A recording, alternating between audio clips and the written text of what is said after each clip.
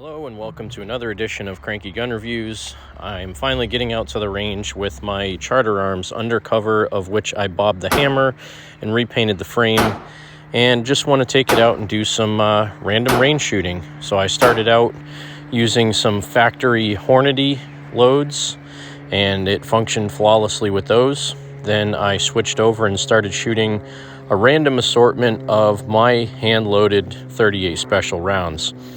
Now, when I started out, I believe I started out with some just 158 grain lead round nose, and I had some silhouette powder and some number 2 powder that I'd used to reload these, and some of them actually had Winchester primers and some of them had Federal primers.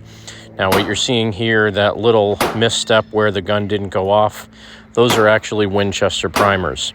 And after making this range trip, I went and talked to the guy at Cabela's who does a lot of reloading, and he informed me that a lot of times the Winchester primers are much harder than either CCR or Federal. So in this particular case, I was worried about the reduced weight on the hammer possibly causing misfires, and that may be partially what's going on here. It could also be that just the Winchester primers are not very good. So I did have a handful of rounds that did not want to go off the first time, or in this case, even the second time. However, I was able to eventually get all of them to go off. I know, again, it can be pretty boring watching somebody reload while they're shooting at the range, but as I've said many times before in my videos, the main reason I bring so many different kinds of ammo out to the range with me is I need to be able to trust whatever gun I'm shooting. So I need to know what ammo it will shoot with. I need to know if it's reliable the way it's set up, or if it's something that needs attention. And again, in this particular case, it was mostly reliable. I would say with factory loads, it was definitely more reliable than with my reloads. And I'm not questioning the quality of my reloads. I know they work fine in just about every other firearm that I've shot them in. But in this particular case, because the hammer was bobbed, I was worried about not having enough mass on the hammer, or potentially some other issue because the spring setup in this maybe isn't set up correctly for the way the hammer is now. So I strongly urge anybody that gets a new firearm or has any work done on a firearm that you take it out and shoot it with multiple types and brands of ammo to make sure that it's going to function 100% before you ever put it on your hip and carry it for personal protection. In this particular case, now knowing that this will run fine on factory loaded ammo and that it will not run 100% on my reloaded ammo, specifically because of the Winchester primers, I know what ammo I cannot carry in this gun if I do decide to carry it as my personal protection weapon. But the main portion of this project was just to see, what it would be like to have a double action only revolver that's still hammer fired. And I would say overall it came out really well. It does shoot pretty well. The hammer's pretty nice on it the way it's set up. The finish came out good, except for the paint.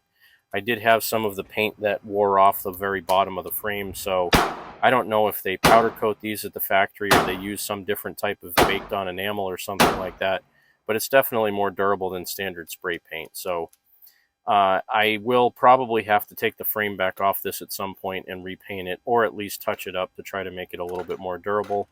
But again, the whole point was just to have a little bit of fun, do another project, not give up on something, and just see it through to its completion. Even though this was a very small project and it was really only a couple hours worth of work, it was something that I had wanted to try, and now I can say that I have it under my belt. And again, trying out some different reloads here. This is Federal primers with some berries bullets, and these are target hollow point. I think I show my recipe here in a second if anybody is curious as to what I'm using. But these particular rounds did pretty well. Again, using the Federal, I think they were the Match Champion primers. They worked really well.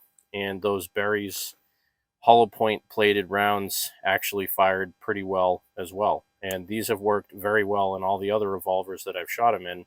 Just another type of reload that you can do.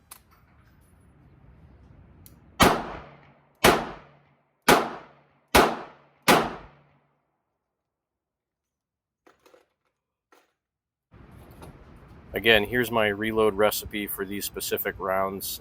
They worked out pretty well with this. I'm happy with it. So if anybody is so inclined and you want to try to use the same formula, be my guest. But again, do so at your own risk.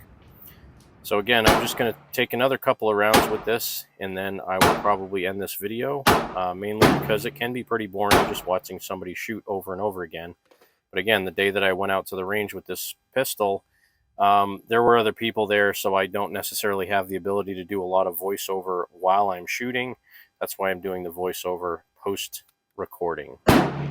And if there's anything better than one Charter Arms Undercover when you're out at the range, it's shooting 2 Charter Arms Undercover when you're at the range. I started blasting. Bang! Wow.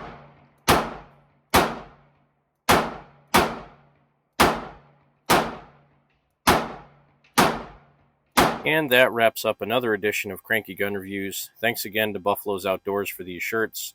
Remember that if someone asks you to give up some of your freedom for the greater good, that freedom is the greater good. God bless, keep shooting, and support your 2A rights.